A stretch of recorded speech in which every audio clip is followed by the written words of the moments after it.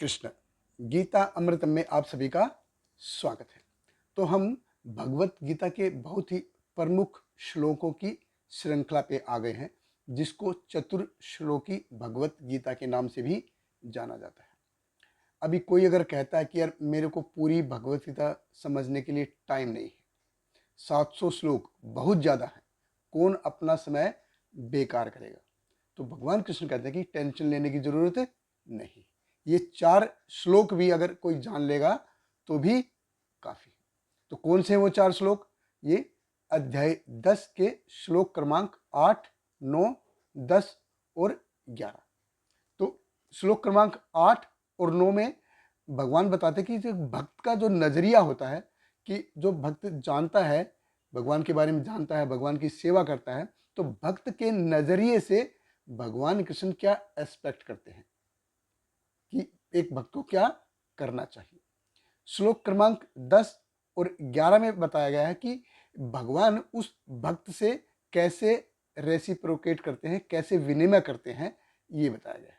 तो भगवत गीता अध्याय 10 श्लोक क्रमांक 8, भगवान कृष्ण कहते हैं, अहम सर्वस्य परभवो मत्तः सर्वं प्रवर्तते इति मत्वा भजन्ते माम बुधा भाव समन्विता। भगवान कृष्ण कहते हैं, मैं समस्त आध्यात्मिक तथा भौतिक जगतों का कारण हूँ। प्रत्येक वस्तु मुझ ही से उद्भूत है। जो बुद्धिमान यह भली भांति जानते हैं, वे मेरी प्रेमा भक्ति में लगते हैं तथा हृदय से पूरी तरह मेरी पूजा में तत्पर होते हैं। देखिए, भगवान कृष्ण ने पिछले श्लोक में कहा था, स अवकल्पेन योगेन युज्यते न अत्र संशय, कि जो मेरी पावर को जानता है, मेरी मर्सी को जानता है, वो डेफिनेटली मेरे पास आएगा ही आएगा, इसमें कोई डाउट नहीं है। न अत्र संशय। यहाँ भगवान कृष्ण कहते हैं, अहम सर्वस्य पर भव। भव, भव यानी कि बर्थ, जन्म देना या सोर्स। प्रत्यक्ष भव, पर भव मतलब प्रत्यक्ष भव, प्रत्यक्ष रूप से भव, कि I am the direct source.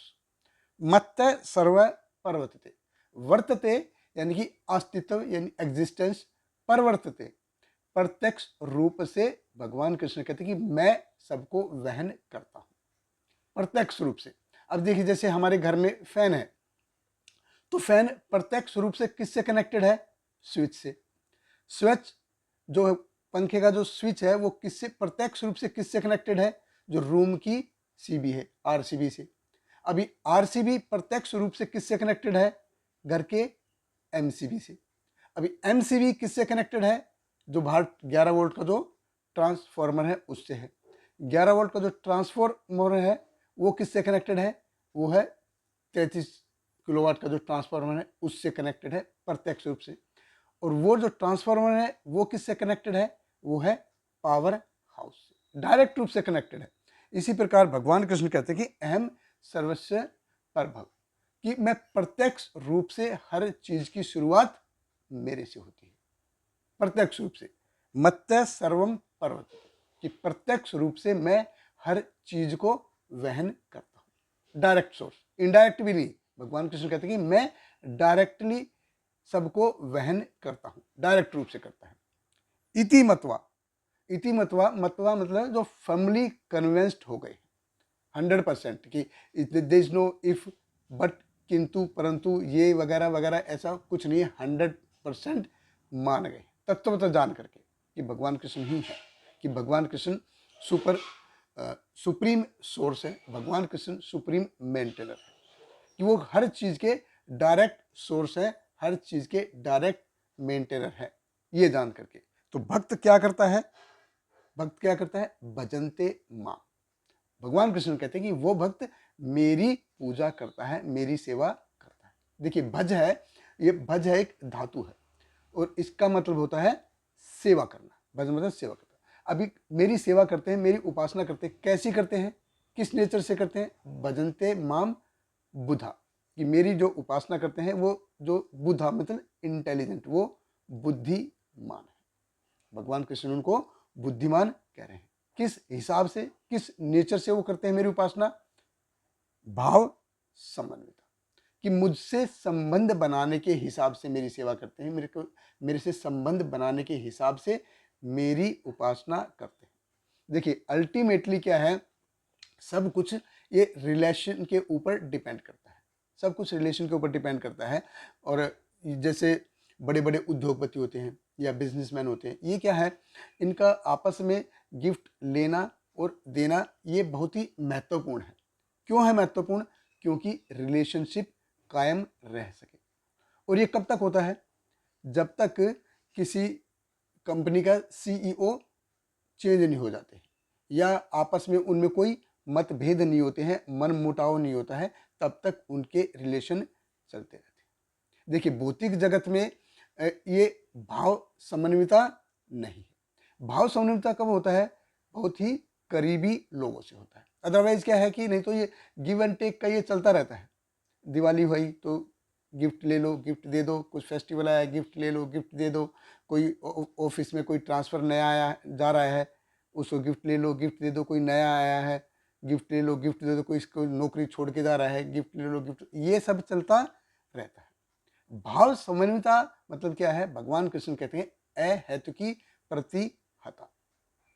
तो जो बुद्धिमान जो व्यक्ति हैं वो भाव समन्विता से भगवान की सेवा करते हैं। अहेतुकी प्रतिहता, बदले में कुछ नहीं चाहिए। भगवान कृष्ण ऐसे नहीं है जैसे मूवी में जैसे दिखाया जाता है, फिल्मों में दिखाया जाता है कि जैसे डर फिल्म में देखा हुआ शाहरुख खान है, वो जूही चावला के पीछे पड़ा रहता है, हीरोइन के पीछे पड़ा रहता है, हर हाल में वो उनको पाना चाहता है, गन पॉइंट पे ही पाना चाहता है। तो भगवान कृष्ण ऐसे नहीं है कि कनपटी में बंदूक रखी है कि चल बोल हरे कृष्णा बोल, नहीं तो तेरा भी हरि बोल कर देता हूँ। नहीं, भगवान कृष्ण ऐसे नहीं। ये भक्त का कर्तव्य है कि वो भगवान की सेवा करे। कैसे करे? फीलिंग और अफेक्शन से, यानी कि भाव से करे। एक होता है कि यार ये काम आया है चलो निपटा दिया कर दिया, एक होता है कि नहीं काम आया है तो उसको अच्छे से करना है, तो हमको ये अच्छे से करने का प्रयास करना चाहिए। देखिए जो भक्ति का जो प्रवास है वो रुकना नहीं चाहिए। जैसे गंगा नदी है, हिमालय से निकलती है और हिमालय से निकल के वो खेत खलिहानों से होती हुई जाके गंगा सागर में जाके उधर जाके मिल जाती है। ऐसे ही जो भक्ति है ये भक्त के हृदय से निकल के और भगवान कृष्ण के चरण कमलों तक प्रवास करती है और वहाँ जाके रुकती नहीं है। ये प्रयास हमेशा चलता रहता है। इसलिए हमको अपना भक्ति को बढ़ाने के लिए भगवत गीता, श्रीमद् भागवतम जैसे ग्रंथों का अध्ययन करना चाहिए और उसमें जो शिक्षाएं हैं उनको अपने जीवन में अपना के अपने जीवन को, यानी कि मनुष्य जीवन जो मिला है उसको सफल बनाने का प्रयास करना चाहिए। बहुत बहुत धन्यवाद। हरे कृष्णा। श्रील प्रभुपाद की जय। Hare Krishna, Hare Krishna, Krishna Krishna, Hare Hare, Hare Rama, Hare Rama, Rama Rama, Hare Hare.